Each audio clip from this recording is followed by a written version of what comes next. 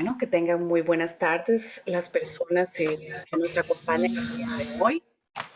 Estoy más que feliz de estar con este trío de mujeres de teatro, del alma, de las tablas de nuestro país, personas además que han sido fundamentales para la historia del teatro costarricense. Pienso que cada una tiene muchísimo que compartir y muchísimo que dar, eh, lo cual celebro. eh, y bueno, las semblanzas las pueden encontrar por aquí. Ahorita los compañeros las van a agregar. Entonces lo que tendremos va a ser básicamente una conversación relajada de personas de teatro de mucho tiempo. Eh, Tatiana, María y Eugenia tienen las tres, creo, vidas muy particulares, vidas de teatro muy particulares, quiero decir, y posiblemente han llegado al teatro por motivos distintos y a la dirección escénica posiblemente también. Entonces, si quieren, señoras bonitas de mi corazón, si quieren podemos empezar por ahí porque nos cuenten un poquito de cómo llegaron al teatro y cómo llegaron a la dirección escénica, si eso sucedió al mismo tiempo, si fue una cosa y luego la otra, para ir un poquito entrando en calor y conocerlas un poquito más. No sé, la que quiera empezar, adelante. Calladas nos quedamos. Bueno, Eugenia. Empiezo. Sí. Sí, empiezo. Bueno,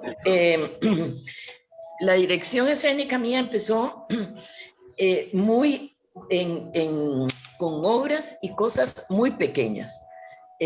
Estando estudiante de la Escuela de Artes Dramáticas, en esa misma tiempo yo seguía trabajando en la IBM de Costa Rica.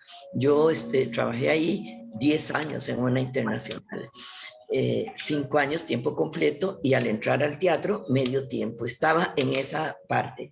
Menciono esto porque en algún momento en la escuela, en esa época éramos alumnos revoltosos, peleones, a veces me tocó pelear junto a María, a veces contra María, no sé, pero bueno, había mucha revuelta, eran las épocas de los 70s, ¿verdad? Entonces éramos muy inquietos, se estaba abriendo la escuela y en ese momento hubo un momento en que Marta Matamoros, que en paz descanse, que ha sido mi hermana y compañera de vida, de todo, de familia, etcétera, nos sentimos como que nos hacía falta empezar a tener una práctica teatral siendo estudiantes.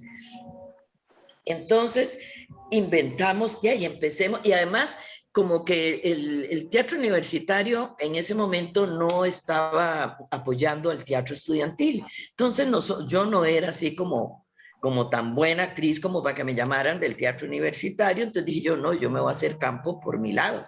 Y eso decidimos las dos. Entonces formamos una compañía infantil que se llamó Ata y Nene, porque a mí me han dicho mis nietos y mis sobrinos y sobrinos nietos, etcétera, Nene.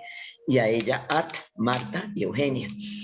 Entonces, formamos eso y ahí empezamos a adaptar los cuentos de la tía Panchita a estos dos personajes, que nos pusimos ese nombre y éramos dos muñecas de trapo que cobraban vida y contaban los cuentos.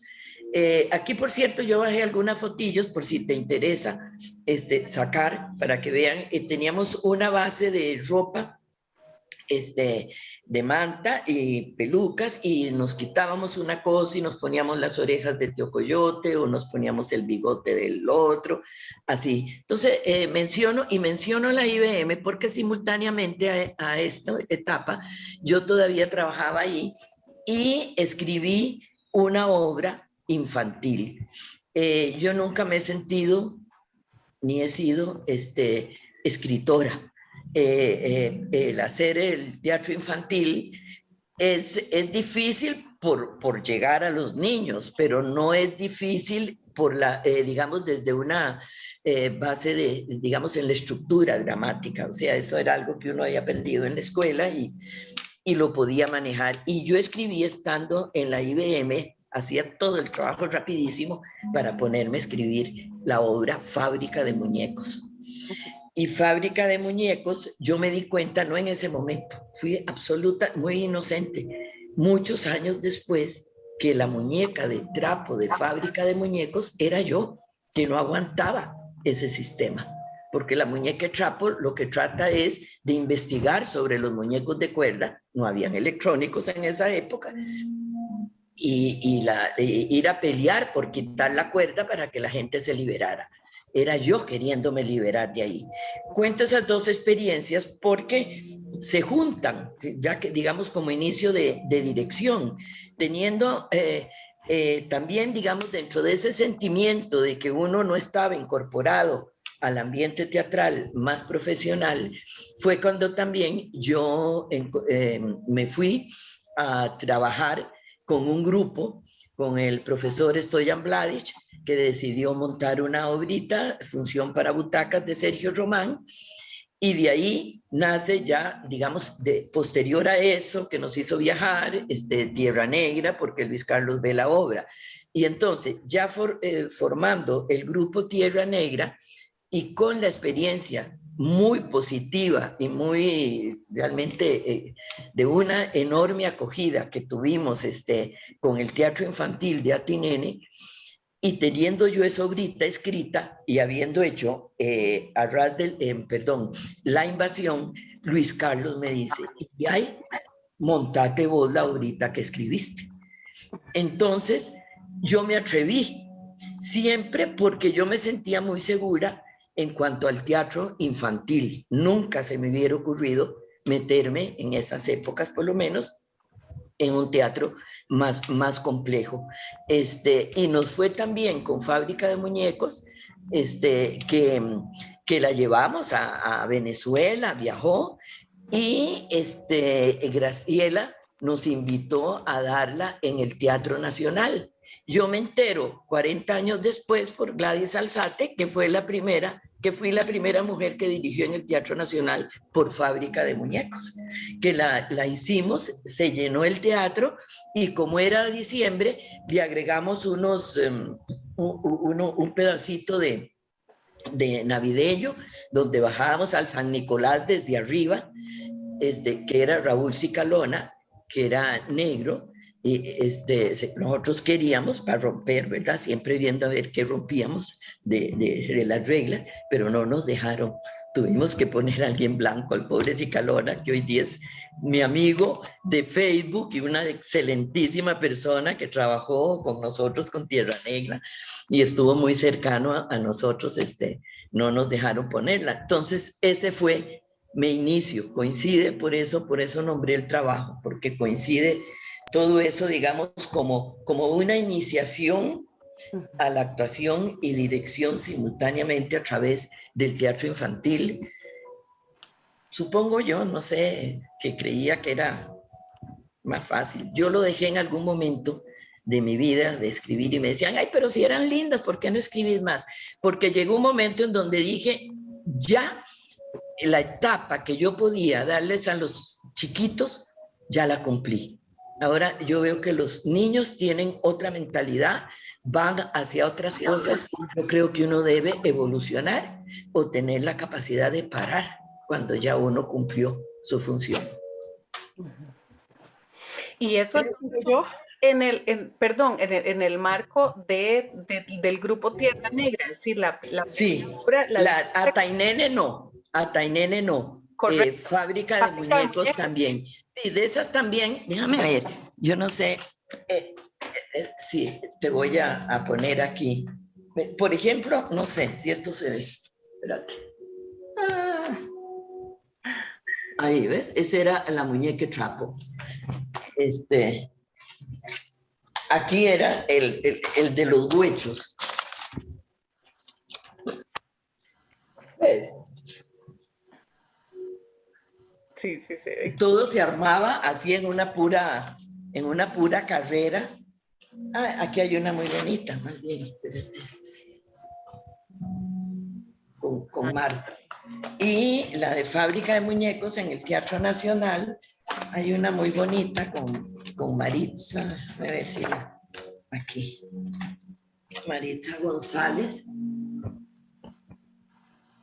ahí, y Diana Ávila de Robot, y ahí la muñequilla de trapo. Ay, qué lindo. Y bueno, eso es.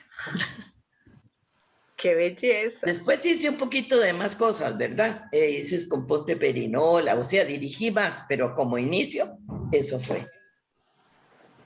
Muchas gracias, Eugenia. María, me parece que iba a empezar usted. Sí, iba a seguir. En mi caso, mis orígenes coinciden con los de Eugenia. En la escuela estudiábamos, por supuesto, puesta en escena y hacíamos pequeñas obritas, escenas, en el teatro estudiantil.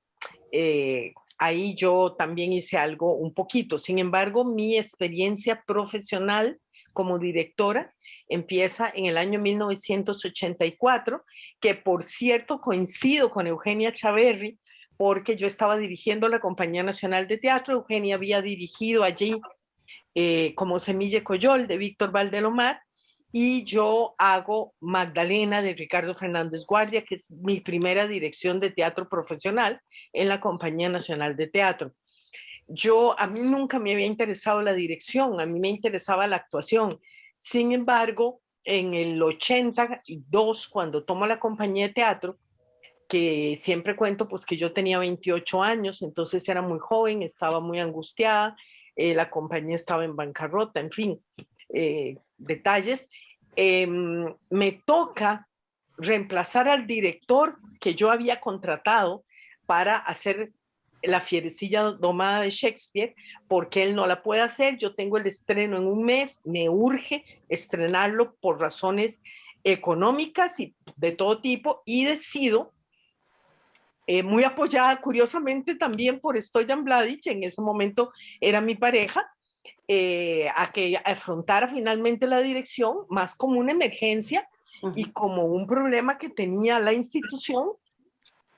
Y yo escojo un poco locamente, yo ahora, Magdalena de Ricardo Fernández Guardia, porque había que empezar. Primero, había un mes de tiempo, y segundo, había que reescribirle el tercer acto. Entonces, claro, la situación fue un poco desgastante, un poco dura, pero descubrí lo que no había descubierto en los cursos de puesta en escena, que me encantaba la dirección, que me parecía apasionante. Yo estaba muy convencida de que quería ser actriz. Me pasaba lo mismo de Eugenia, no era tan buena, entonces tampoco era que me llamaban mucho, por no decir que me llamaban muy poco. Y sin embargo, ahí se me abrió a mí un campo muy importante. Bueno, fue en el 83, perdón. Yo no tenía 30 años cuando hice esa dirección. Y después coincide con que quedo embarazada de mi único hijo, y digo, bueno, si yo trabajo todo el día en la compañía de teatro y en la Escuela de Artes Dramáticas dando clase, ¿a qué horas voy a ver a mi hijo? Si soy actriz y los fines de semana.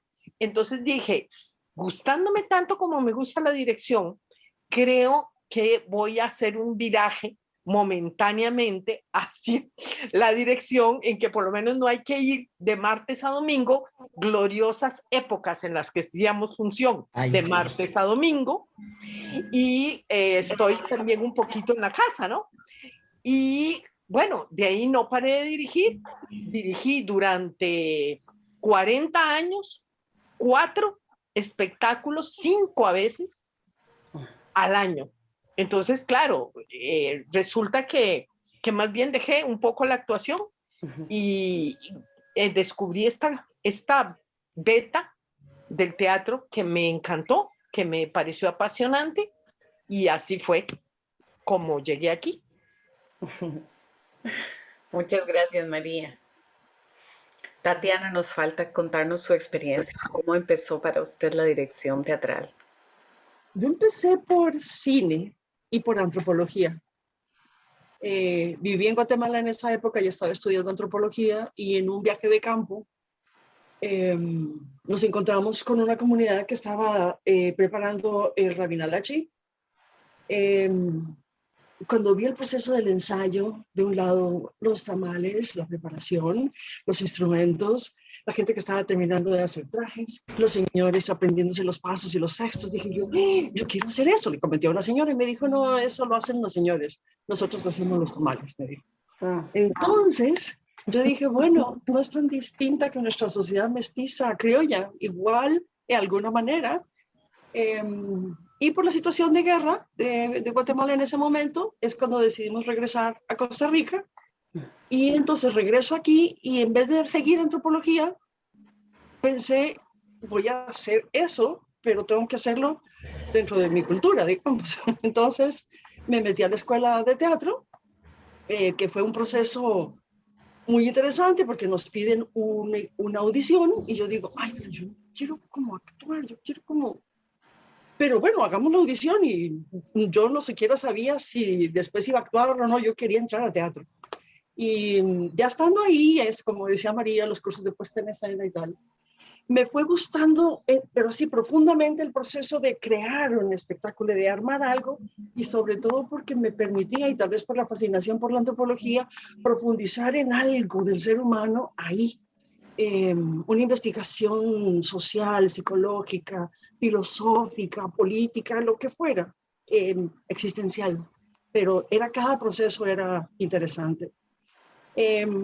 Entonces, después me fui a hacer talleres a Estados Unidos, a trabajar y aprender. Yo sentía que no estaba lista para producir. Entonces, estudié con Philip Zarrilli, estudié con Richard Schechner, con Eugenio Barba, un taller con alguien, Geoffrey Ballet, y mientras más veía a otra gente haciendo cosas, más se me iba perfilando el deseo de producir espectáculo, de meterme en el arte de la representación en general, más allá del teatro, porque se comenzaba todo este proceso de estudio de lo performativo, que dice, bueno, a falta de una buena palabra en español, porque representativo siempre nos confunde, ¿verdad? El trabajo ritual y el estudio de la representación en la sociedad. Y entonces, cuando regresé acá como en el 88, 89, decidí empezar a dirigir y empecé a hacer con los compañeros, empecé a dar clases en la Universidad Nacional.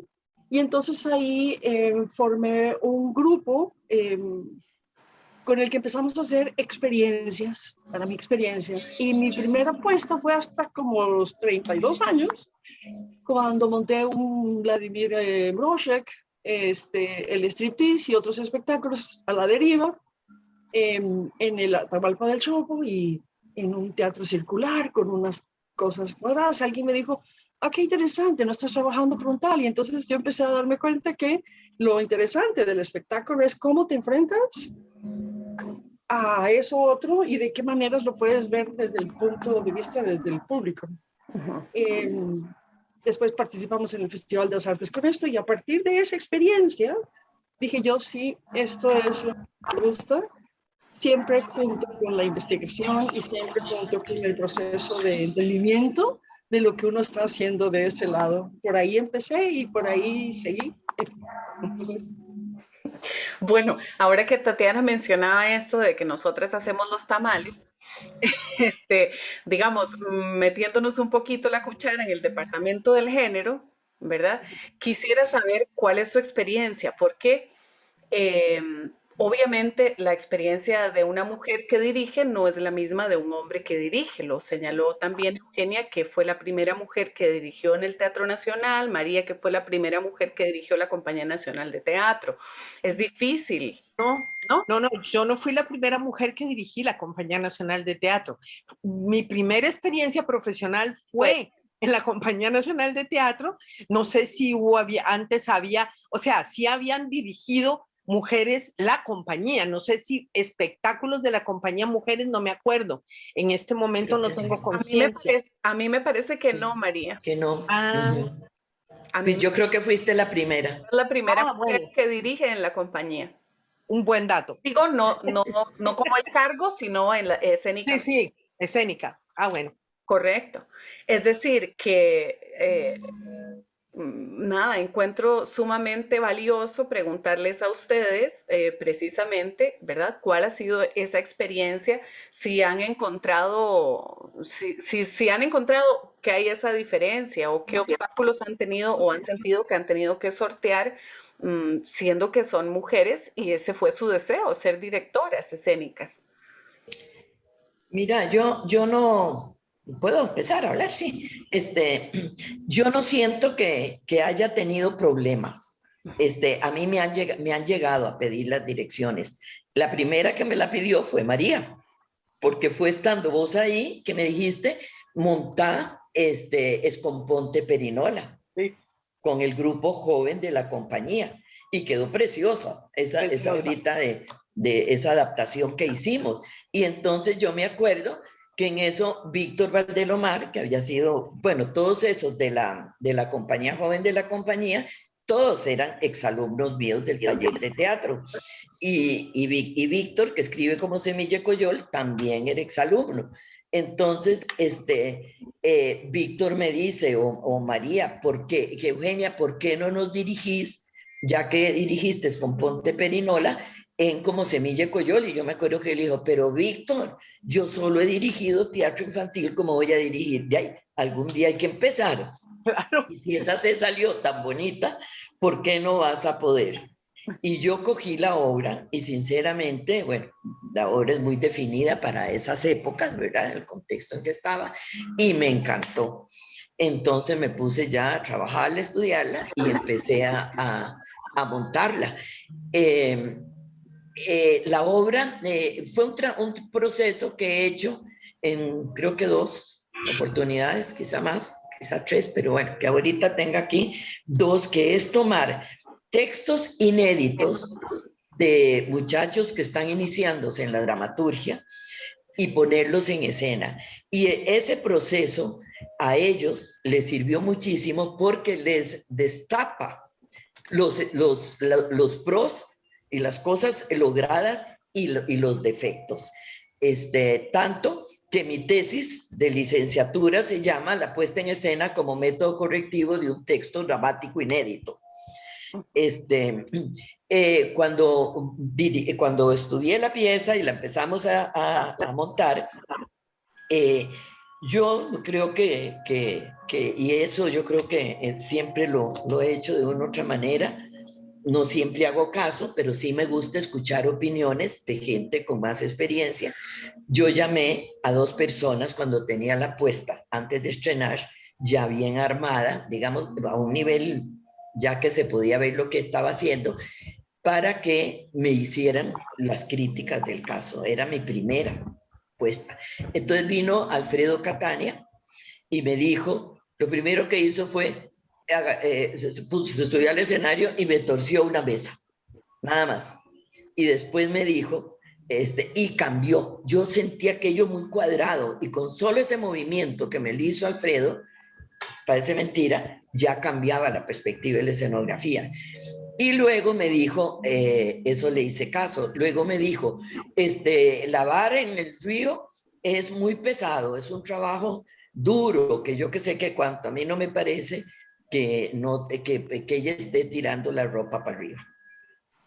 Ahí le dije, ahí sí que no te puedo hacer caso, porque ya ahí entra el cómo yo lo veo. Para mí ella no está lavando, para mí ella está feliz viviendo su enamoramiento con la ropa, es otro.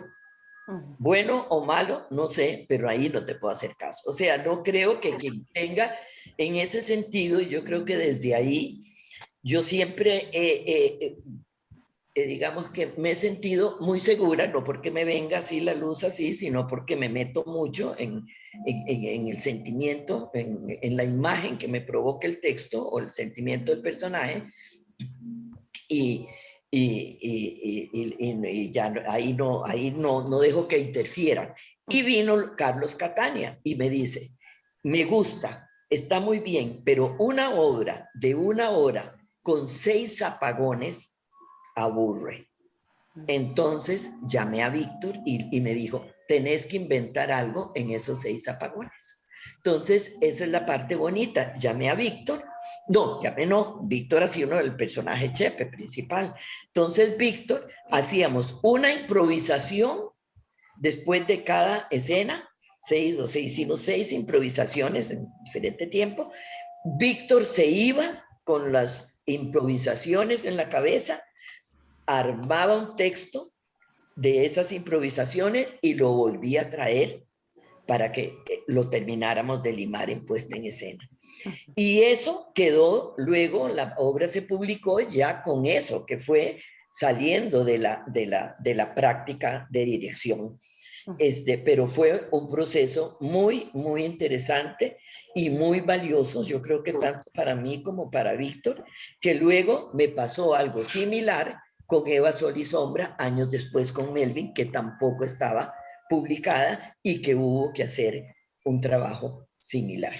Y quedó también como parte, digamos, desde la dirección y quedó como parte de la obra. Entonces Pero ahí me... vos no has sentido entonces que haya sido, digamos, difícil, Rechazada por ser mujer. diferente, digamos, por ser mujer en alguna medida, ni con No, los técnicos, ni con bueno, digamos, ya en los teatros, enfrentarse a la puesta en escena, normalmente, de verdad, hay que, nada, hay que tener cierto bueno, tacto para poder sí, manejar todas sí. las partes. Sí, bueno, en ese inicio no, nunca lo tuve.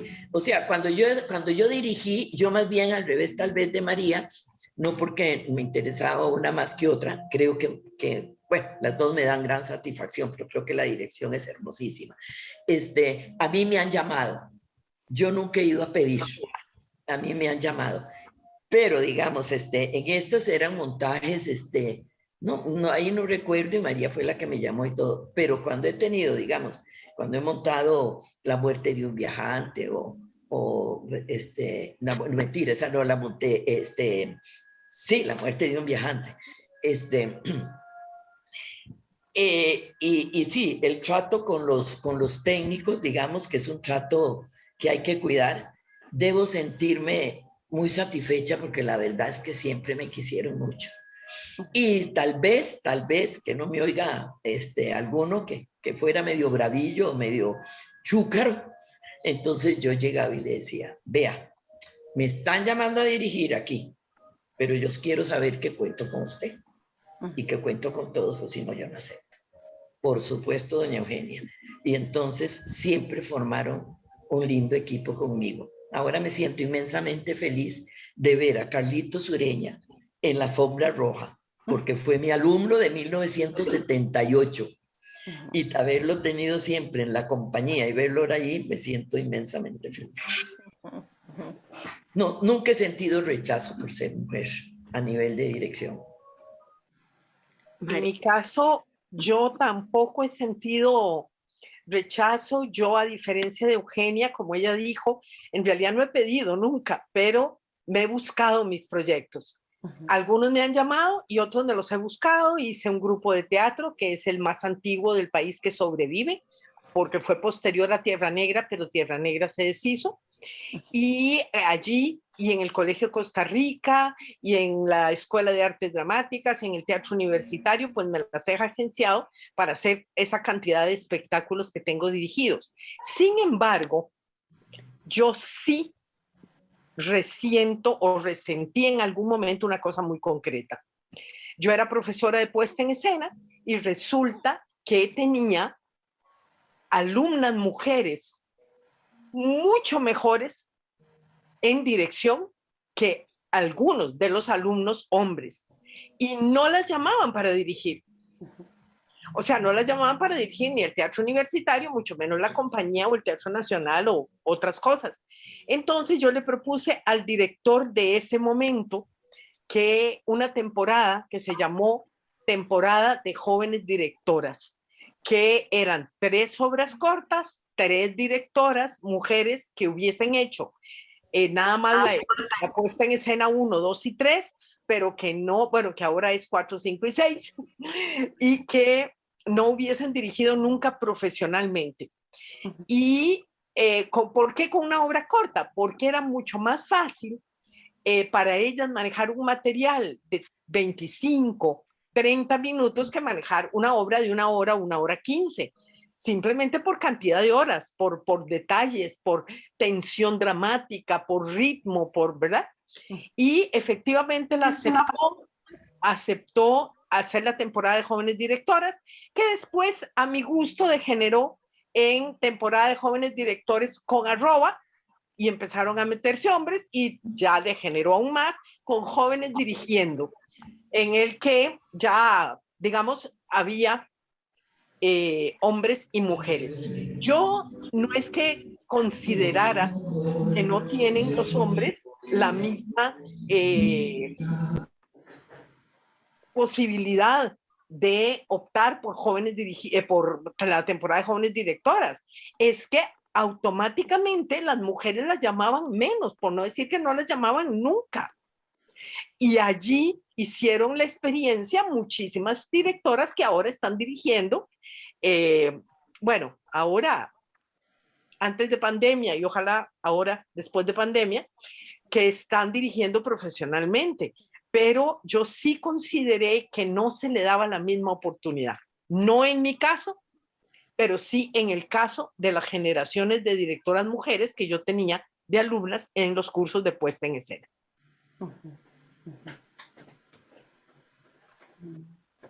Tatiana, Entonces, ¿qué pensás? entro porque estuve ahí en algunas de esas clases, no exactamente con María, pero ahí en ese proceso de ver cómo se empezaban a llamar mujeres a hacer procesos, porque mujeres abrían espacios para mujeres. Pero no había, y una cosa que siempre me sorprendió en la escuela, es que si uno leía un libro, abría un libro de dirección, siempre se encontraba una lista de 32 directores y ninguna mujer. Entonces, desde la currícula nos enseñaban que era una cosa que hacían los hombres. Escenografía, los hombres. Vestuarios, los hombres. Y esto empieza a cambiar en las currículas y empieza a cambiar en las prácticas. Creo que desde los años 80 para acá ha sido más vertiginoso el cambio y ha sido más evidente, a donde ahora de repente ya ponen ya empiezan 2, 3, 5 directoras a aparecer y se empieza a reconocer el trabajo de creadoras y se empieza a reconocer el trabajo de dramaturgas que en los 80s y 90s no se reconocía. Yo recuerdo haber oído a una persona muy venerable que dijo, este grupo de jovencitas son unos jóvenes talentos. Los jóvenes talentos tenían 38 años. Pero como eran mujeres, siempre hay esa tendencia como de aniñarlas y de bajarles como la edad en esa época. Esto por suerte ha ido cambiando. Yo me acuerdo que una vez hice un servicio para acomodar un centro de investigación de artes escénicas y lo primero que sucedió cuando llegó la facultad, hombres, entraron y lo primero que hace uno me dice, ¿nos traes el café? Yo no estaba para servir café, yo estaba como encargada de revisar los contenidos y los materiales y clasificar por contenidos. Y entonces yo me acuerdo que yo dije, ¿quieren café? Ok, un café fuertísimo, amargo, con un montón de sal, se los puse muy amablemente y me retiré y les dije, si quieren que yo les haga el café, eso es lo que yo hago. Y no, fue una actuación probablemente infantil, y en ese momento tontamente rebelde, pero sí me acuerdo entrar donde tenía la pila de libros, oír el ¿qué es esto? Entonces yo decía, es que yo no vengo a hacer café, vengo a clasificar libros. Entonces no es necesariamente en la dirección, pero sí hay una tendencia a ver a las mujeres como las asistentes de los directores, no solo que estoy hablando de Costa Rica, estoy hablando del mundo occidental, Asia, en muchas partes.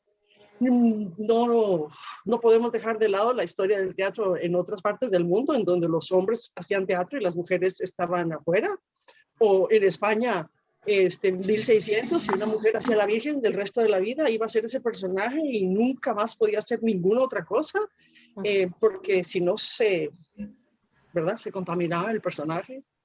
Entonces me trae a la mente gente maravillosa como la Julia Kristeva cuando hace un análisis de esos que tiene de los escritos sobre la abyección, sobre cómo el ser mujer siempre tiene algo que no está bien, siempre tiene algo que falla, siempre tiene algo que hay que corregirle. Y un poco lo que dijo Eugenia, que me encantó lo que dijiste, no, a mí me gustan las mujeres que sacudan esas telas así, porque eso es lo que yo quiero. Y cuando oigo a Eugenia decir eso, yo digo, eso es lo que nosotros, lo que debemos hacer, es decir, eso es lo que queremos hacer, esta es nuestra sensibilidad, esto es nuestro trabajo, esto es nuestra visión, pero normalmente los hombres llegan a decirte cómo debes hacer las cosas. Sucedía más antes que ahora, eso ha ido cambiando, eso ha ido cambiando. Bueno, ha ido cambiando por mujeres como ustedes, porque realmente cuando uno estudia la historia de nuestro gremio, bueno, o la historia de nuestro teatro, es muy claro, ¿verdad? En la dramaturgia es lo mismo, ¿verdad? Lo Son mismo. muy poquitas que empiezan a escribir y son reconocidas casi que hasta ahora. Igual, ustedes son directoras, pero es que antes de ustedes no hay directoras, ¿verdad? Mujeres. Sí.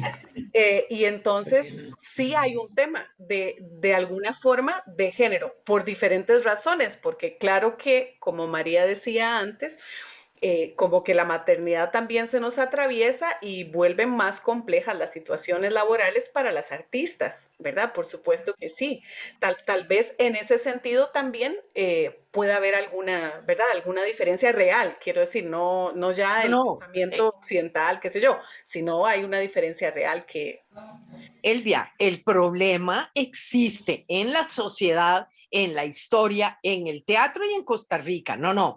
Yo creo que lo que le pasa a Eugenia y me pasó a mí, digamos, es que con nosotros en específico no podemos citar, digamos, casos en los que se fue evidente que no se nos podía contratar o llamar porque fuéramos mujeres. Pero no, toda la educación está hecha, como dice Tatiana y como dice Eugenia, para que nosotros seamos las asistentes. En vestuario sí es más común encontrar mujeres, de hecho en Costa Rica primero fueron las mujeres en vestuario, luego los hombres, pero sí existe la discriminación, existe en Costa Rica la minusvalización. Por ejemplo, me recuerdo en la Universidad de Costa Rica, que es un centro intelectual, digamos, ¿verdad? No es la fábrica Jamber, en el que había reunión de profesoras. Cuando yo entré había mucho menos mujeres que hombres, no es el caso de ahora, y yo daba una opinión y entonces el hombre, el profesor o el director de a la par mía repetía lo mismo que yo decía con otras palabras, y ya el tercer profesor y el director y las actas decían, como dijo fulano de tal, yo lo había dicho antes. De acuerdo, eso pasa. Sí, también entonces, bueno, me siento un poco mejor porque a mí me pasa todavía eso. Y yo a veces digo, ay, yo creo que soy yo que digo las cosas seguro muy enredado y las personas tienen como que reformular para que se comprenda. Pero no, ya me doy cuenta que tal vez no es tan así. sí, A yo no, todos, creo. yo iba a decir que a mí me ha pasado, pero digamos no era el que no dirija, sino que digamos dirigiendo, hay actores, pero también se lo hacen a los hombres, que de repente uno está dirigiendo y el otro está dirigiendo entre bambalinas, ¿verdad? Bueno, de todos es conocido nuestro queridísimo Gerardo Arce, que era un director entre bambalinas. Yo lo tuve varias veces en mi obra y una vez dije, voy a hacer, porque yo le decía, venís y te pones de este lado aquí, y se ponía en otro lado. Entonces volvía yo a decirle, mira, no, acordate que es aquí, y se ponía en otro lado. En otro día dije, aquí te quiero. Entonces se paró ahí y dije, yo voy a pasar toda la obra sin parar. No voy a parar ni una sola vez. Toda la obra se va para ver ya cómo corre. Estábamos en Madre Coraje. Empiezo la obra y cuando llega ese momento se pone donde él quería, porque yo dije que no paraba y paré. Perdón, tengo que parar porque Gerardo no se puso donde yo le dije. Entonces se fue como el ratoncito y se paró donde le dije. Yo creo, es decir, en ese sentido, pocos, muy pocos, pero digamos, ese era uno de los chucaritos. Y también en una parte conceptual. Por ejemplo, pero ahí sí eran más hombres los que llegaron a decirme eso. Y yo dije, lo siento, pero yo no voy a irme por lo que, por lo que dicen los libros, ni por el pensamiento tuyo. Cuando yo asumo Madre Coraje, que era un deseo que tuve toda la vida de hacer Madre Coraje, se me pasó el tiempo, porque todo el mundo cree que Madre Coraje era vieja, ¿no? De ser una mujer que la querían todos los tipos, y joven, tenía hijos jóvenes. Entonces, cuando me proponen dirigirla, la tomo con mucho entusiasmo, pero a mí me interesaba Madre Coraje desde la madre, no desde la guerra. A mí, una de las cosas que me llega mucho personalmente es cuando uno tiene la conciencia de rechazar un sistema, ¿verdad? Digamos, el sistema en que vivimos, que uno, pues, tal vez no todo, pero en muchas cosas uno, qué duro. Y a pesar de duro, hay que jugar con él, porque todas jugamos con él. Yo quisiera que nuestra sociedad en estos momentos no estuviera en el nivel que está, pero ahí tengo que jugar. Entonces, yo quise tomar a la madre así, entonces a mí llegaba y me decía, mira, es que estás equivocada, es que Brecht, la madre es dura, pues, no sé cuánto, bueno, ahí me decían el montón de cosas, porque ella representa, es la guerra, y digo yo, es que esa es la versión de Brecht, yo tomo su texto, pero yo dejo que el texto, que yo hable con ese texto, no el texto está ahí. Si a mí el texto, si yo puedo hacer esa lectura, es porque la lectura que le estoy dando puede existir. Y ahí, digamos, fue un poco el concepto que yo desarrollé, pero ahí sí me decían como, ¿estás equivocada? Bueno, ya lo siento, es que esta es mi Madre Coraje, no la de Brecht. O como yo la comentar algo de lo que acabas de decir, Eugenia, es que me oigo esto de tantas personas que han trabajado sobre una idea y alguien siempre les dice, esa no es la versión. ¿De cuándo acá hay una versión en las artes? ¿Quién ha dicho? En la vida. En la vida. Es decir, un texto siempre es un pretexto para cualquier otra cosa que queremos hacer. Un espectáculo es multisemántico. Cada público y cada persona tiene. Entonces, duele mucho, por ejemplo, en primaria ver la enseñanza de cuál es el mensaje de la obra, dicen algunos, ¿verdad? En algunas escuelas. Y uno dice, no, no, no, no, no, no, no. No es esa la visión. Porque entonces esa visión vertical, autoritaria, que tenemos del patriarcado, que todo tiene que ser de una manera y que todo se produce igual, termina impactando en una persona que te dice a ti, esa no es la versión, usted tiene que hacer la que dice el autor. ¿Y quién le dijo a él que eso es lo que el autor dice? Cuando uno de repente lee las cartas de Van Gogh y uno empieza a ver cómo su tránsito por sus distintos periodos reflejan sus estados emocionales, antes de sacar las cartas de Van Gogh, digamos, hacerlas públicas, la gente opinaba cualquier otra cosa, pero todos decían que era su verdad absoluta. Pero esa es una visión académica antigua que tiene que ver con ese patriarcado rígido, vertical y serio, que todo tiene que hacerse como dice la academia masculina. Y ya, sí, es que ya eso pasó, eso ya no existe, ya no estamos ahí. Sí, con una conceptualización de la verdad también que ya, ¿verdad? Ha variado mucho. Bueno, lo mismo me pasó cuando hice Yerma. Que yo, bueno, tengo una manera, ahí cada uno tiene su manera de llegarle a las cosas, pero yo estaba leyendo y hubo una frase de la obra que dije, ¿qué? Yerma, el esposo es homosexual y Yerma es Lorca. Y yo empecé a gestar la obra desde ahí. Y por supuesto que había gente, pero no, qué bárbara, vas a distorsionar. Y una amiga muy querida fue a España y me trajo un libro sobre Lorca. Me dice, ya que estás trabajándolo, te lo voy a dar, que lo tengo ahí, porque yo regalé todo, pero ese no lo regalé. Y voy leyendo, y en un momento dado hay una parte donde exactamente coincidía con la concepción que yo con la que yo estaba trabajando. O sea que no, ahorita no recuerdo, es la pura verdad, si era un estudioso sobre Lorca o si había sido alguna exposición de él.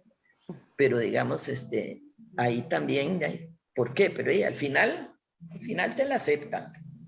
Bueno, ya que estamos hablando sobre esto de concepciones y así, me interesaría saber su parecer con respecto a si existe tal cosa como la estética femenina. O sea, si ustedes sienten que hay tal cosa como eso, ¿verdad?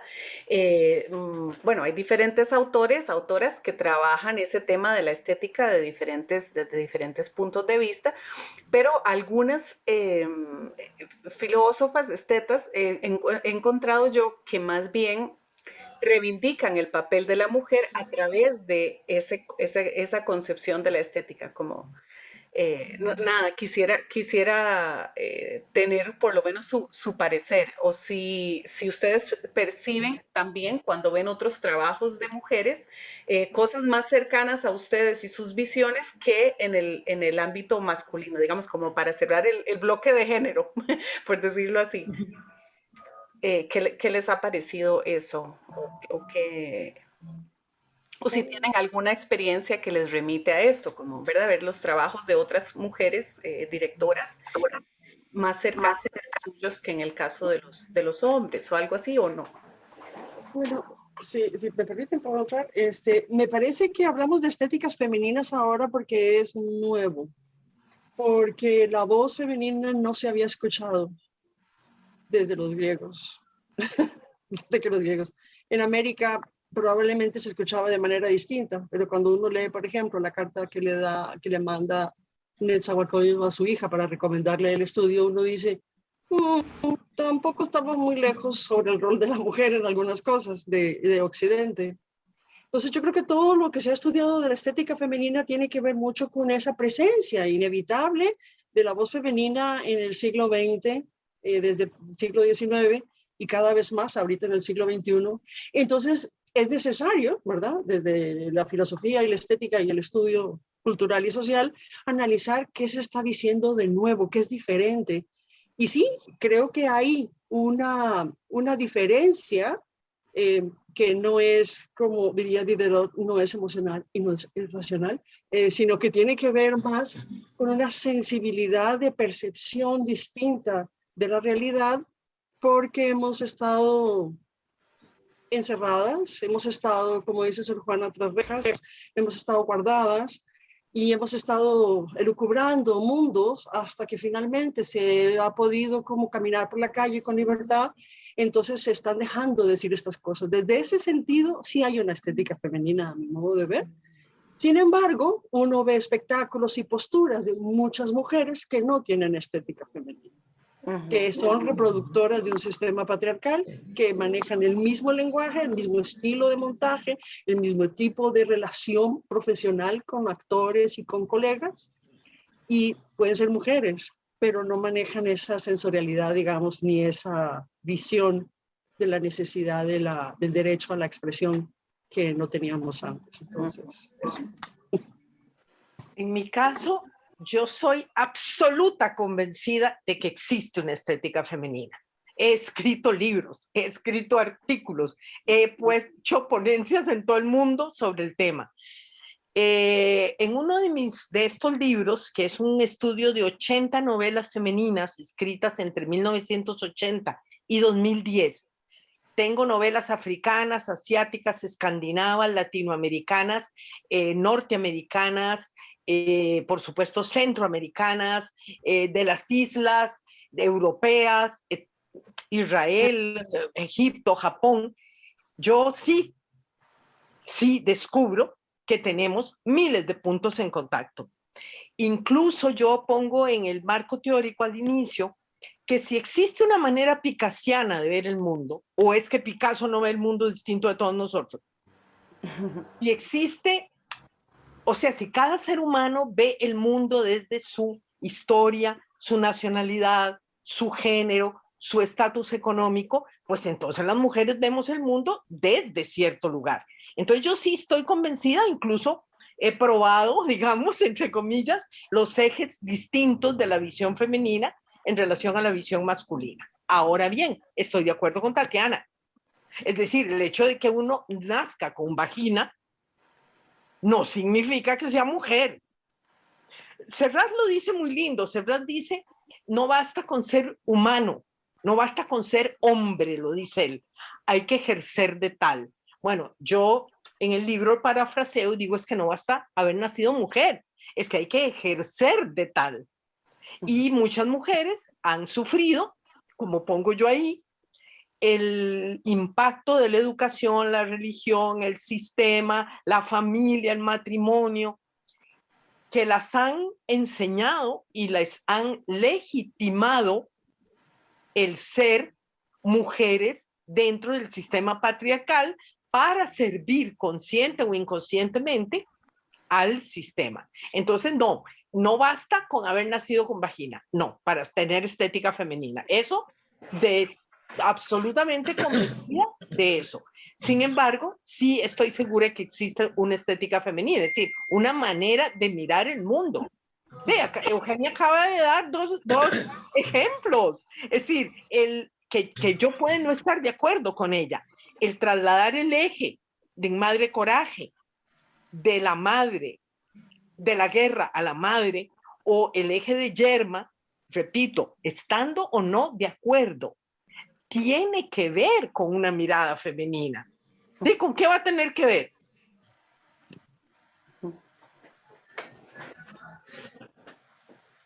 Sí, sí. En ese sentido, me gustaría ampliar tal vez con sus metodologías de trabajo. De repente esa mirada tiene que ver también con el hacer o hay formas de hacer, ¿verdad? Quiero decir, porque el trabajo de la dirección tiene que ver con la construcción de las imágenes, ¿verdad? Con una dramaturgia finalmente de la escena. Que posiblemente tiene, ¿verdad? Tiene una relación, esa mirada que yo le doy a la forma en la que yo la manifiesto o la empiezo a trabajar con mi equipo ¿verdad? De compañeras, compañeros, con el equipo creativo. Entonces me gustaría tal vez si ustedes nos pueden compartir un poquito, no sé, si tienen una sola metodología o si cada obra les sugiere una, o si hay algunos elementos que ustedes mantienen en su línea de trabajo o que han ido descubriendo en el camino, digamos, de sus trayectorias, porque bueno, son ya amplias trayectorias, ¿verdad? No sé si me quieren compartir esto, como sobre su metodología de trabajo y de repente ahí podemos identificar algunos patrones comunes o algunas maneras, por lo menos, de vivir la profesión de directora que sea común, no sé. Pues, no sé, tal vez puedo empezar.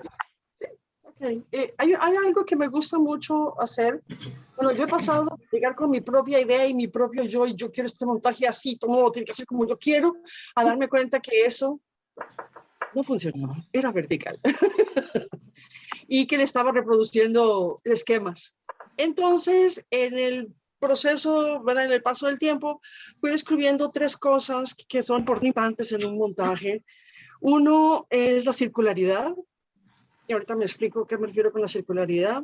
La otra es el trabajo de la memoria y la intuición del equipo creativo, no solo de actores, de todos, diseñadores de luces, de vestuarios, todos los involucrados. El trabajo intuitivo, el trabajo de la memoria y el trabajo de descubrimiento.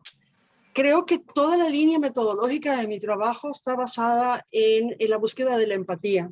En la búsqueda de la empatía, y no me refiero a la identificación con el personaje, me refiero con la empatía de la situación o del momento o lo que queremos generar en el público, para la empatía con la audiencia, que sus referentes estén claros sobre esa vivencia y puedan visualizarlo. Y por lo tanto, sin investigación y sin exploración e impro, definitivamente, y sin exploración, es muy difícil llevar a un equipo creativo a sacar de sí su esencia, sino que a veces, si lo hacemos como, digamos, en el sistema tradicional, lo que se hace es movimiento, o sea, marca, aprendizaje de texto, manejo de objetos de uso, y encuentro, digamos, de una progresión dramática, como un formato tradicional, que es muy bueno en la universidad porque ayuda a entender una forma de hacer teatro. Pero creo que los directores y las directoras tienen que encontrar su manera de hacerlo.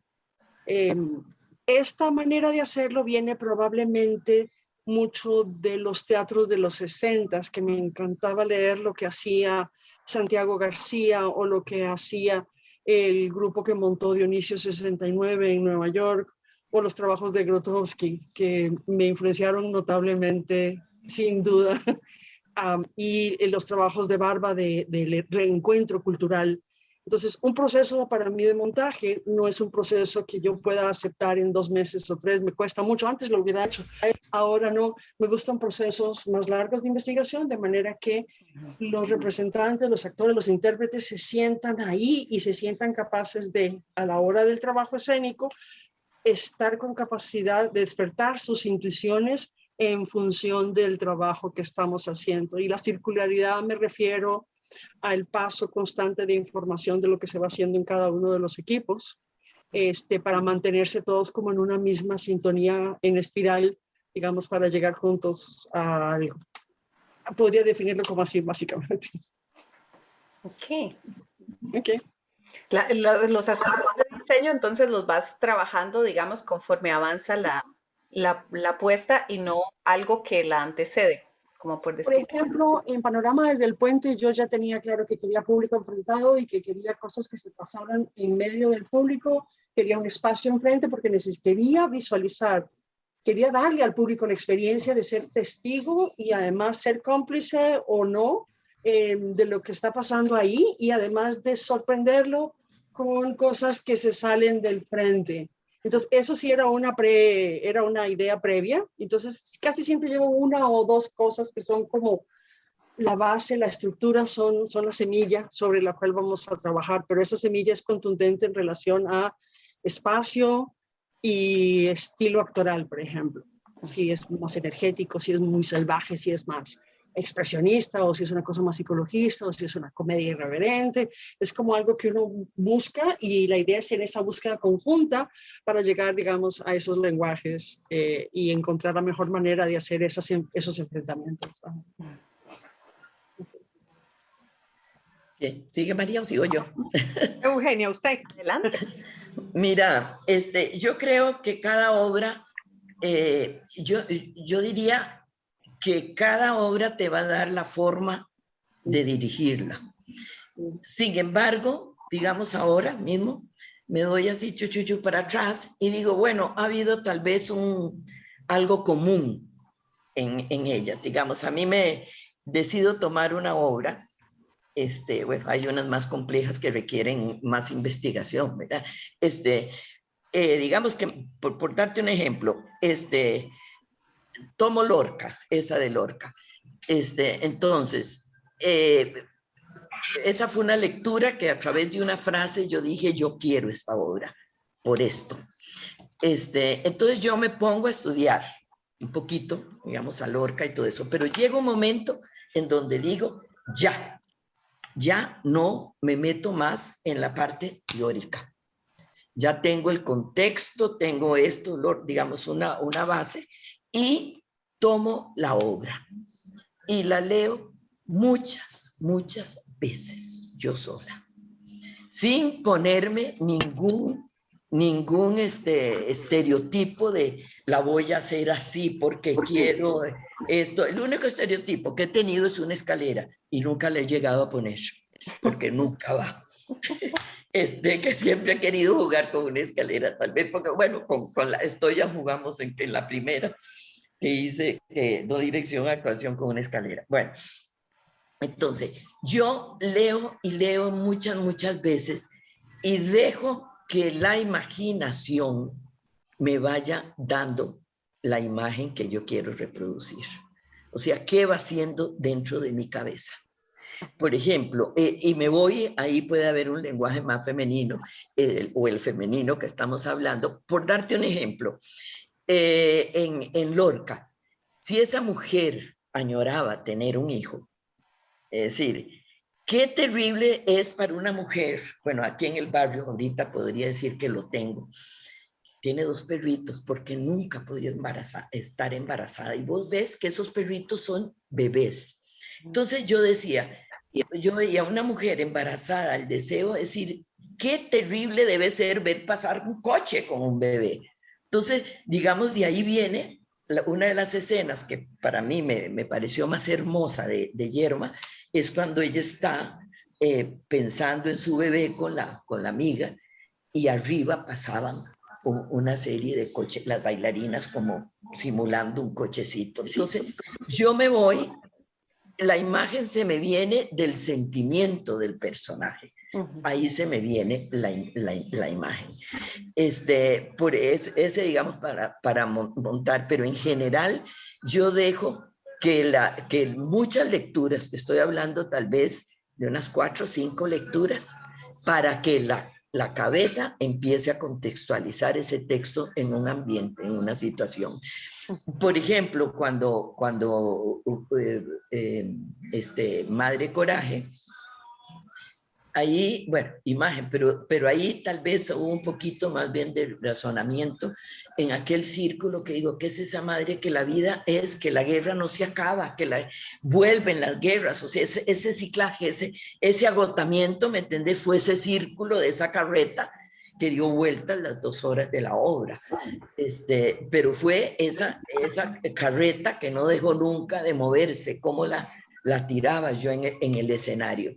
Y si yo quería poner el sentimiento de la madre, ahí dejé también que se fuera, y por ejemplo, yo le di mucho énfasis,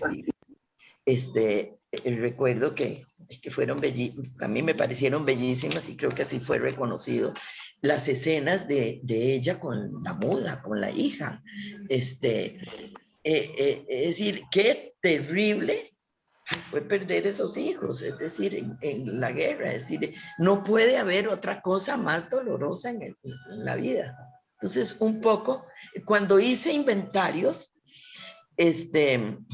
bueno, esa la hice con Jody, pero en realidad el trabajo con Jody, que yo lo consideré siempre una codirección, porque ella fue la que asumió toda la parte de videos y de todo eso, la parte conceptual siempre fue un poquito más de lado mío. Yo me acuerdo, y tengo aquí grabada, que una escena que hacía una de los personajes, en donde, digamos, esa la leí, ese texto de Miniana, no tiene una coma ni un punto. Agarrar esa obra, primera vez vos decís, ¿qué es esto? En eso empezás a vivirla. Era una obra que tenía que verla, sentirla y verla antes de llevar la escena. Entonces, por ejemplo, doy como ejemplo, un texto en donde Mati Crespo, el personaje, se enamoraba en épocas de la guerra, no recuerdo cuál guerra era, haber sido la Segunda Guerra Mundial, se enamora de un soldado. Entonces, esa mujer vivió un momento maravilloso de enamoramiento, de juventud con el soldado. Y en el texto decía,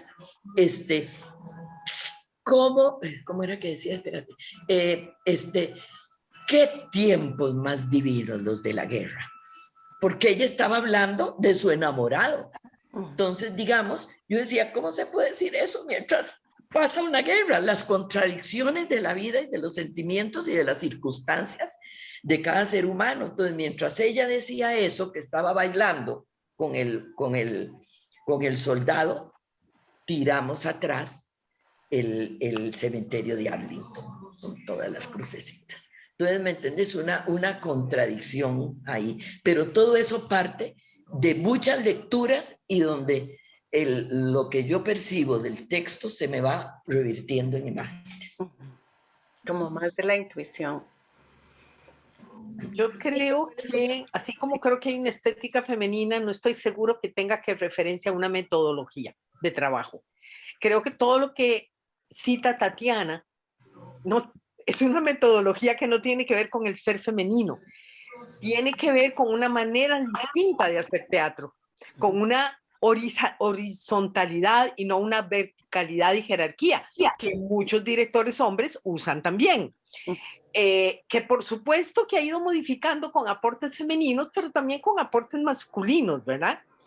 Yo sí creo que la estética radica en la manera en la que se ve y en lo que Eugenia llama el lenguaje. Es decir, así como cada artista, su lucha a través de toda la historia de su vida tiene que ver con el encuentro de su propio lenguaje, En el caso de la mujer, lo que es distinto es cómo llega ese lenguaje, porque ha sido censurada, silenciada, invisibilizada, ignorada. Entonces, su primera postura es que, ¿por qué va a tener un lenguaje? ¿Cómo se tiene un lenguaje si uno es mudo? ¿Cómo se puede usar la propia voz si uno desconoce el sonido de su propia voz? Entonces, yo no estoy segura que tenga que ver con metodología.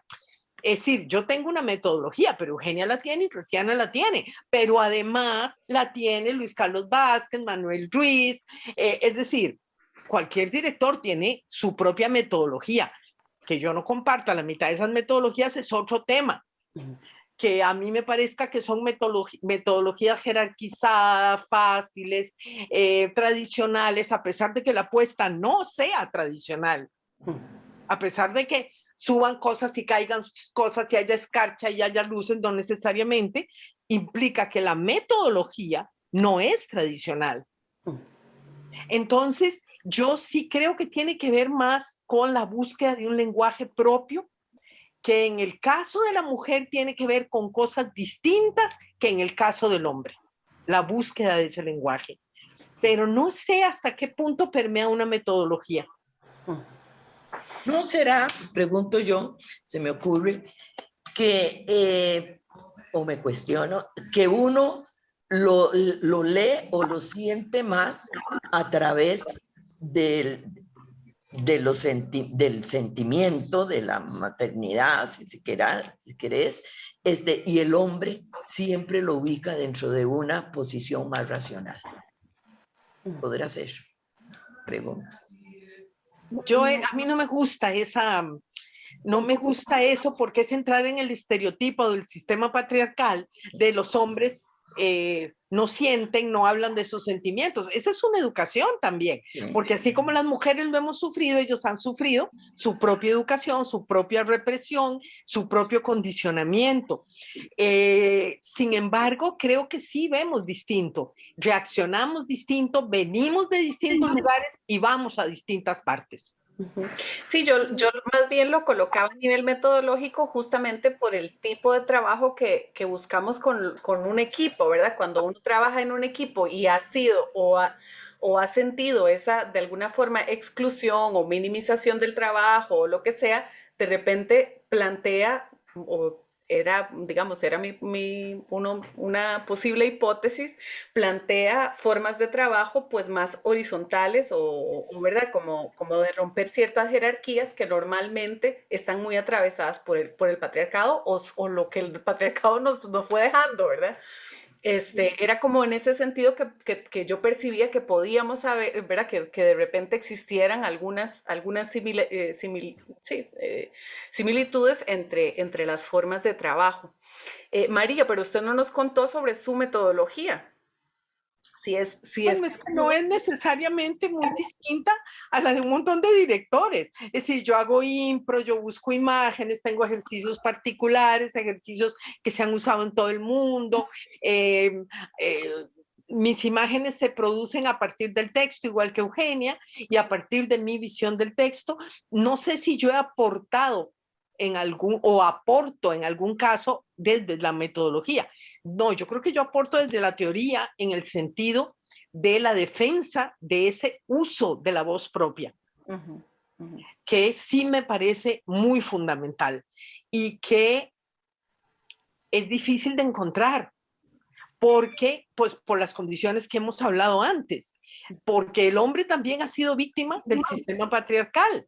Ahora, la horizontalidad sí podría ser una manera de ver el mundo distinto de las mujeres a los hombres. Pero justo la horizontalidad, por ejemplo, me tocó verlo en las temporadas de Jóvenes Directoras que yo asesoraba, aunque fuera no explícitamente, sino a nivel de cuidado y supervisión, los trabajos de las mujeres, que justo si ellas no eran horizontales, inmediatamente los actores hombres empezaban a dirigir las obras. Y ella se encontraba un poco con dificultad para retomar su lugar. O sea, que todo puede ser utilizado en su contra. Y en el caso de la mujer, todo será usado en su contra. Es quizá la diferencia a nivel de la ley entre hombres y mujeres. En la ley, el hombre es inocente hasta que se demuestre lo contrario y tenga cuidado con lo que habla porque todo puede ser usado en su contra. La mujer es culpable a menos que alguien demuestre su inocencia y todo lo que diga y haga será usado en su contra. Esa es una diferencia, por ejemplo, de la que yo soy muy consciente, parto de ella y trato de reafirmar, de acompañar, de sostener y de abrir la mente intelectualmente a las mujeres que están cerca mío, como actrices, técnicas, dramaturgas o directoras en las que yo tengo que hacer una asesoría o algo. En el caso de las tesis, por ejemplo, ¿verdad? Toca muchísimo el caso de las tesis. Las tesis que obligan a seguir una metodología porque hay que ver si la obra cumple o no cumple con la metodología. A nadie le importa lo que la obra dice, y lo que importa es lo que la obra dice. Y bueno, los académicos son terribles en ese sentido, bueno, los intelectuales también, ¿verdad? Son de los machistas más pavorosos. La gente de izquierda, los hombres de izquierda son de un machismo tan espeluznante como los hombres de derecha. Eso no tiene que ver, por ejemplo, en el caso de los hombres, con la ideología. Sí, es verdad. Sino que están de un lado y del otro, y los religiosos no hablemos, ¿verdad? Entonces, yo pienso que ahí hay una sutileza, un límite desdibujado.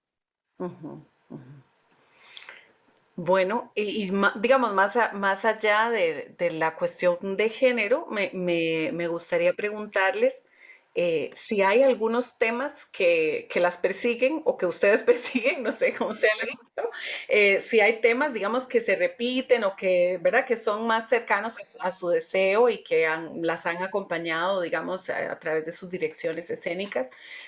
Digo yo como elección ¿verdad?, de las obras que montan, si hay algunos temas específicos que ustedes buscan para trabajar o ciertos criterios, digamos, que se han repetido en su trabajo. Mira, no podría afirmar eso, pero sí, digamos, yo sí he sido como consciente de donde yo puedo, de qué tanto me toca el corazón la obra para saber si la asumo o no. O sea, no todo lo que me han ofrecido yo lo he aceptado, porque hay cosas que me acuerdo, nunca se me olvida cuando me llamaron para que dijera la tertulia de los espantos de Jorge Arroyo, y yo me acuerdo que yo dije, es que cómo me la piden a mí si esta es una obra para Luis Carlos Vázquez, no para mí. Y Luis Carlos, yo trabajé como actriz, es decir, digamos, en ese sentido, no sé si me estoy yendo del tema ahí un poco, o sea, no, me gusta que la obra, yo lo que pido, o lo que quiero, o lo que acepto, lo que me siento que puedo es cuando tengo una empatía absoluta con el texto que estoy trabajando. Cuando yo puedo decir, si yo hubiera podido, yo hago este texto, porque creo en todo lo que está diciendo. Yo necesito esa absoluta identificación. Para mí el teatro no ha sido algo que voy a hacer, que he gozado, que he encontrado mis mejores amigos, que doy gracias a la vida de haber pasado y ser actriz y directora y pasar por ese medio, sí, pero es la forma en que yo me puedo comunicar con una sociedad en la cual me ha tocado vivir y de la cual no he sido 100% satisfecha de cómo se ha ido transformando. Entonces, esa denuncia, de una otra manera, si yo voy y hablo sobre esa denuncia, de ahí, bueno, lo dijo, espérate, porque me siento, lo dijo, me encantó el discurso de Serrat, porque más o menos da a entender eso, es decir, es la forma, lo dice Eugenio Barba en Las Islas Flotantes, somos de la misma condición del continente, pero somos islas. Y ese arte es la forma en que podemos identificarnos. las islas con el continente, en que tenemos un nexo donde la gente nos acepta, porque si eso lo dijéramos con un trago en la mano, nos mandan a frechurros. A mí también, a mí me interesan, digamos, textos que hablen de problemas que tienen que ver con mi público, costarricense o internacional, textos que planteen problemáticas cercanas a lo que yo creo que no está bien. Eugenia es muy gentil y dice que ella no está el 100% de acuerdo con el sistema. Yo no estoy ni el 40% de acuerdo con el sistema, la historia, el momento que me ha tocado vivir, en el sentido, sí, de que es muy apasionante, sí que es muy complejo y contradictorio, sí que es muy rico haberlo vivido, digamos, pero obviamente uno cuestiona todo, la religión, la familia, la historia, el sistema, yo todo, digamos. Me interesa mucho la perspectiva femenina. Sí me interesan textos que tengan que ver con perspectiva femenina. Y, por ejemplo, me interesa mucho la dramaturgia nacional. Esa ha sido una de mis pasiones desde el punto de vista de puesta en escena y de edición, porque yo creo que hay que publicar textos nacionales. En el teatro expresivo me ofrecieron al Lisístrata, y yo dije, yo Lisístrata no la hago ni así me maten, porque ¿cómo es posible que se crea que las mujeres de una polis utilizan el sexo para, que eso es correcto, para lograr una revuelta de los hombres para cambiar el mundo? Ay, pero después no se aguantan y entonces es tanta su necesidad de sexo que empiezan a claudicar a menos que el Lisístrata las maneje.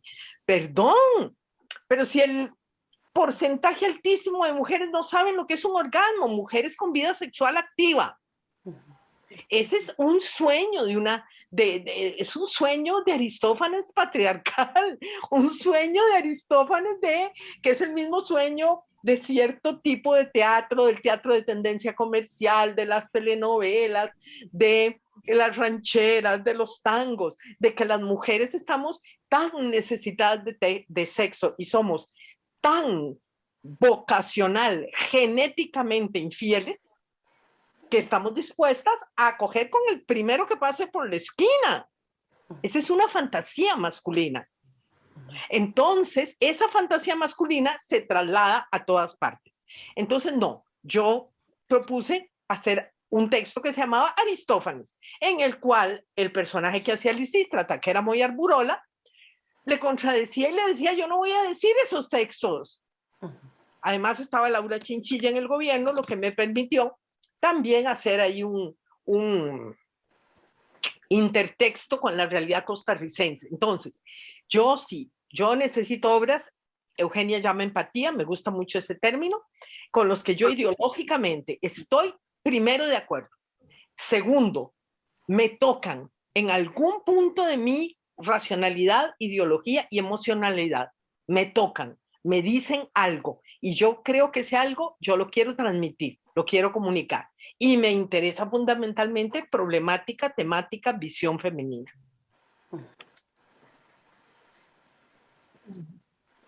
Tatiana, la veo medio pensativa. Tatiana, ¿qué será? Como cosas se parecen y cosas no. Sí, Yo no he estado dentro de un sistema donde a uno lo llaman o no lo llaman, porque yo he estado como fuera siempre. Entonces no formo parte de ese círculo, digamos, de participación, digamos, local. Siempre he estado como afuera. Y tal vez por eso es que entonces yo, bueno, no busco un texto, busco un tema, busco una noticia, busco un evento, busco un espectáculo, busco una fotografía. Y sobre diversas ideas surgen espectáculos sobre los que puede uno trabajar con un texto o con creación colectiva a través de exploraciones guiadas, específicas, o adaptaciones de novelas o de cuentos. En El Salvador, en el año 2000, hice un laberinto sensorial, por ejemplo, basado en 9 cuentos, que es historias de mujeres en la guerra y las distintas guerras en Latinoamérica y cómo les afectó a las mujeres cada una de esas distintas guerras desde distintas posiciones, conseguimos un teatro que casualmente era un maravilloso sótano. Entonces las gradas, inmediatamente lo fui a ver, dije yo, aquí se hace un laberinto para esto, porque me decían, ¿qué hacemos? ¿Qué hacemos con esto? Yo decía, un laberinto, vamos a hacer 9 casas, y entonces uno bajaba al submundo, a la guerra, y entonces abajo eran las experiencias de la guerra, y entonces ir buscando artistas que tuvieran cualidades especiales para cada cuento. Entonces uno se hacía en zancos, el otro se hacía en una técnica de desaparición en blanco sobre pantalla, más como el mimo, pero con proyección. Otro se hizo muy expresionista, el otro se hizo como muy del teatro de los años 70, de protesta, donde agredes al público, se manejaban personas del grupo de 8 a 10 personas que entraban al laberinto. Entonces, por ejemplo, esto, uno de varios espectáculos que uno termina haciendo sobre una idea que luego tenía 9 textos y que termina siendo un laberinto sensorial. Entonces, no siempre un texto es una fuente para hacer teatro, para mí, y me gusta que sea algo que me conmueva en el momento en que lo oigo, que realmente me hable sobre este entorno en el que estamos tan enfermo y tan complejo, y que sí es un momento como para abrir ventanas, que sí creo que la performatividad no se convierte en un ritual de encuentro. Estamos perdiendo la oportunidad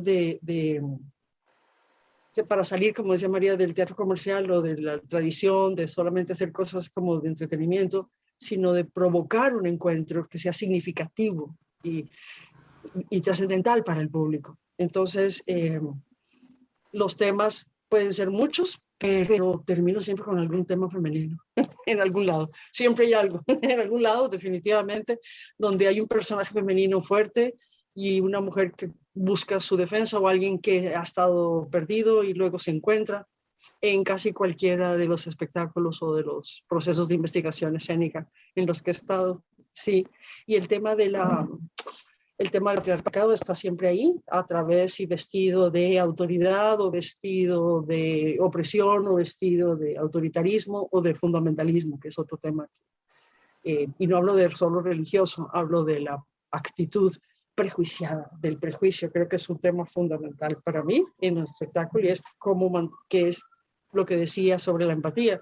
Busco la empatía, entonces busco temas que no lo tienen, para ver cómo se encuentran y se entienden a estas personas que viven en extremos, digamos, casi enfermizos en la sociedad, deviantes, y que no están en capacidad de entender a otro por esa cosa, como decía Todorov, del otro, y de siempre están viendo al otro, y que el otro es como menor, el otro es como para abajo. Entonces me encantan esos espectáculos que puedan hablar de eso. Quisiera preguntarles también, ahora, digamos, bueno, la pandemia indudablemente nos volcó un poco la mirada sobre el encuentro, sobre el convivio, y quisiera saber si ustedes tienen alguna valoración al respecto.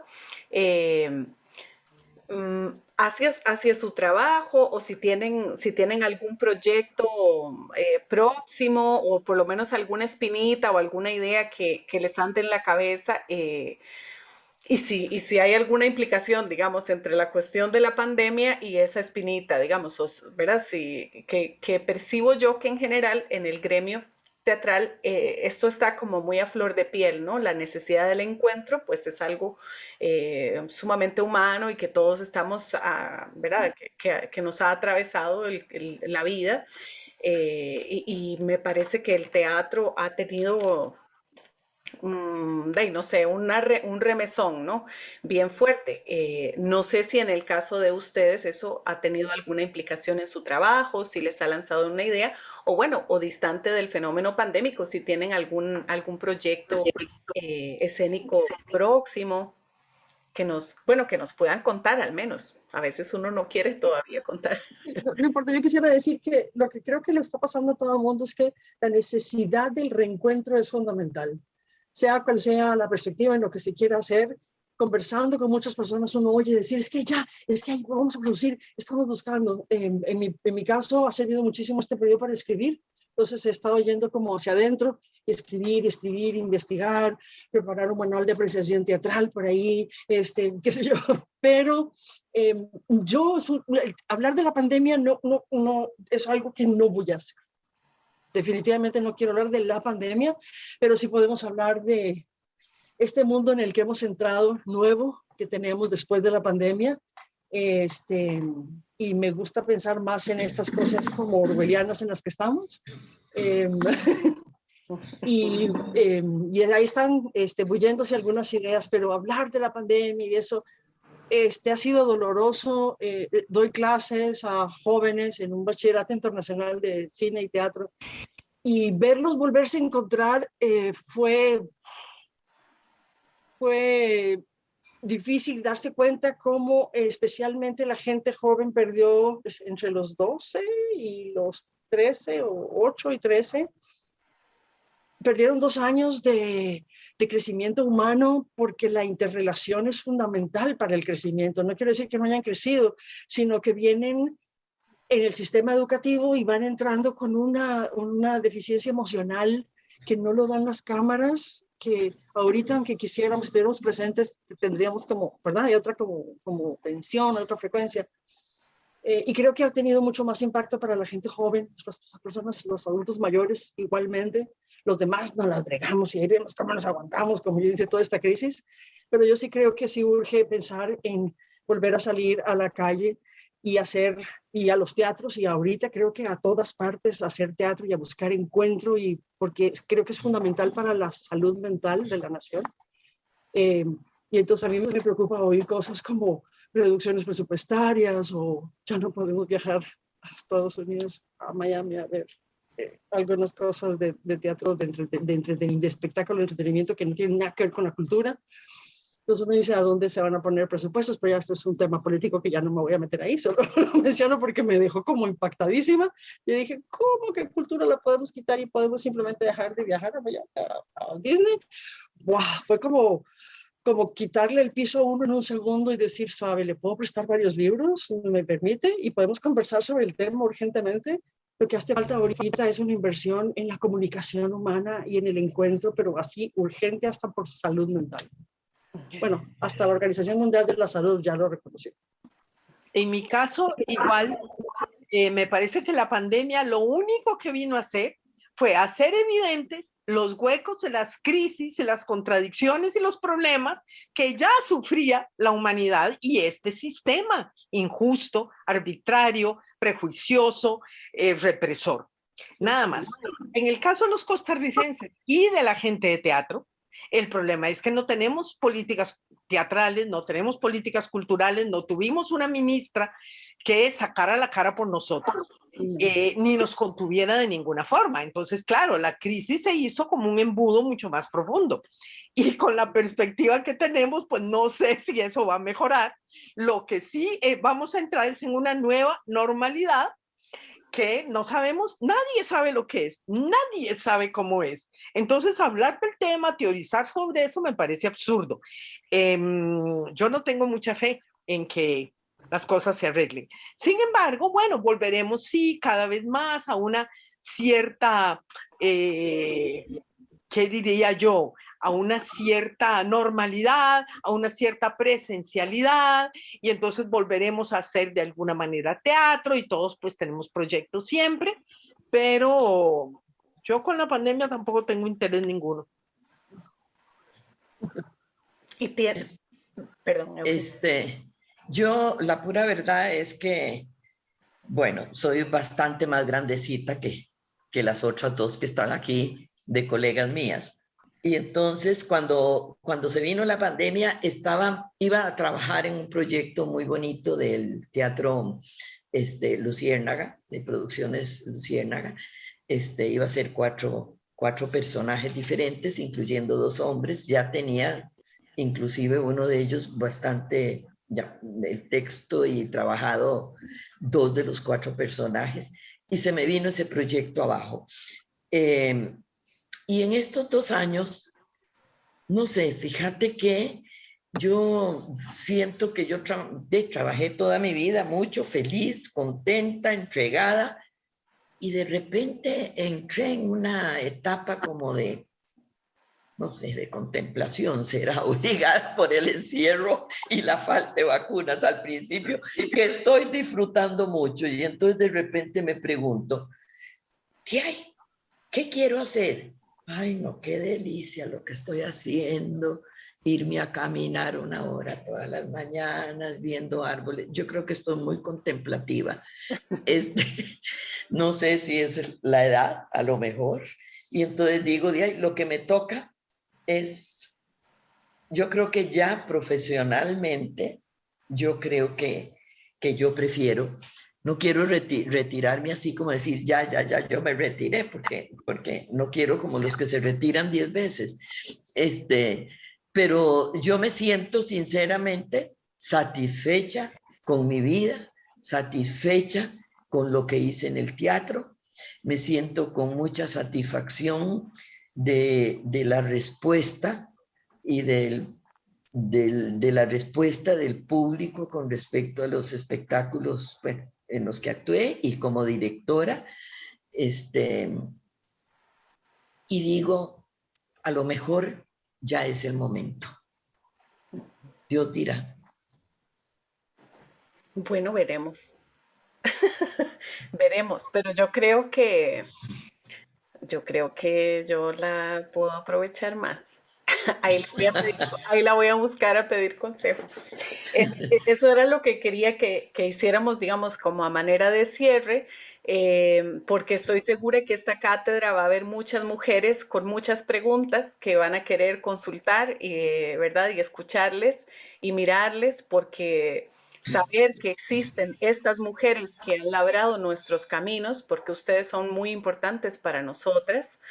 Quiero decir, para mí y todas las otras mujeres que vienen haciendo su camino en el teatro, si quieren darles algún consejo, si hay alguna palabra de aliento, de apoyo o algún consejo que quisieran dejarnos. ¿Qué diría yo? Puede ser, digamos, desde la cuestión metodológica, puede ser la temática, puede ser en el de su lenguaje, no sé. Puedo decir, crezcan como mujeres, sean solidarias como mujeres, sean empáticas como mujeres, no reproduzcan el patriarcado con sus colegas, nunca.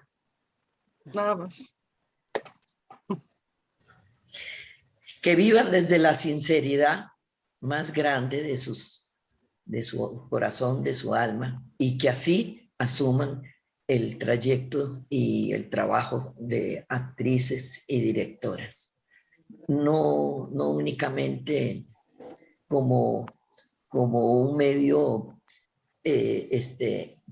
va a ser un medio económico, lógicamente, pero no en función únicamente del dinero, sino de la necesidad de expresarse a través del teatro. No sé. En mi Entre más se sabe, menos se sabe. En mi caso, yo creo que uno nace sin elegir nacer, pero vivir es una elección. Y eso es una elección muy dura, pero morirse también es una elección muy dura. Hacer teatro es una elección muy dura, pero en el caso de cada una de nosotras, trabajar de cajero en un banco, extirpar apéndices infectados, inflamados y a punto de estallar, también es durísimo. Dedicarse a divorciar gente y hacer papeleos legales, pues peor todavía para mí. Entonces, teatro es una elección, es una vocación, es una pasión. Los que tienen vocación son bendecidos por algún Dios que los mira con gentileza. Los que no tienen vocación, pues no es la profesión adecuada, porque es una profesión con dificultades particulares que requiere hasta buena salud eventualmente, requiere una concha muy dura porque todo el mundo opina sobre nosotros, igual que los futbolistas, pero los futbolistas ganan 10 millones de colones. Entonces, que la gente opine sobre mí ganando 10 millones de colones me importa menos que sin poder pagar la renta. Si la han elegido, no le tengan miedo, no la traicionen, abrácenla porque eso siempre trae, como dijo Eugenia, reconocimientos maravillosos. Familia, porque mucha de la gente de teatro, no toda la gente de teatro, con todo el mundo, no. Alguna gente de teatro se transforman de amigos en familia, como en todo donde uno dedica su vida. Uno puede conocer seres humanos, emocionalidades, construcciones de personaje, vivencias, experiencias vivenciales, porque eso tiene el teatro, que es un arte vivo. Por eso nunca podrá ser sustituido ni por el cine, ni por el Zoom, ni por nada, porque es un acto vivo. Y eso, pues, tiene un precio. Pero es que vivir tiene un precio. Todos pagamos el precio. Entonces uno lo que tiene que elegir es cuánto precio quiere pagar para lo que elige. Muy bonito. Sí, muchas gracias. Bueno, muchísimas gracias a las tres por compartirnos este ratito de sus vidas. Y por darnos esta luz sobre el quehacer teatral, por haber sido las maestras que son, porque las tres comparten, digamos, esa multiplicidad en el gremio teatral o en los gremios teatrales en los que han estado involucradas, ¿verdad? Que han sido maestras de muchos de nosotros, han sido actrices, han sido directoras y han ocupado diferentes lugares también acercándose a la dramaturgia, sea escénica ¿verdad? O escritural. Pero sí han contribuido enormemente a las experiencias de vida de todas nosotras de alguna manera. Muchísimas gracias por acompañarnos, por sus palabras y por la tradición que han ido amarrando también para nosotros. Muchas gracias. Muchas gracias a vos. Gracias, un gusto verte, Eugenia, un gusto, Sí, Tatiana. verlas a las Sí, 4, a las 3 muy más. hermoso, aunque sea a través de una pantalla, no Y ahí importa. sí, sí, Una sí. pantalla. Después algo inventamos y nos juntamos ya en vivo. Ah, Toda sí, mi ya, atención y mi Elvia, cariño. Muchas gracias. igualmente. igualmente, buenas Pues noches. yo me sumo al agradecimiento de todas, porque verdaderamente ha sido un espacio muy enriquecedor para las nuevas generaciones y para toda la gente que se acerque entonces a estudiar teatro con nosotros. Realmente gracias por dedicar el tiempo, por estar con nosotros y por ser las maravillosas personas que son. Que tengan una linda tarde y nuevamente gracias. Gracias. Gracias, Roberto. Qué gusto conversar con todos. Chao.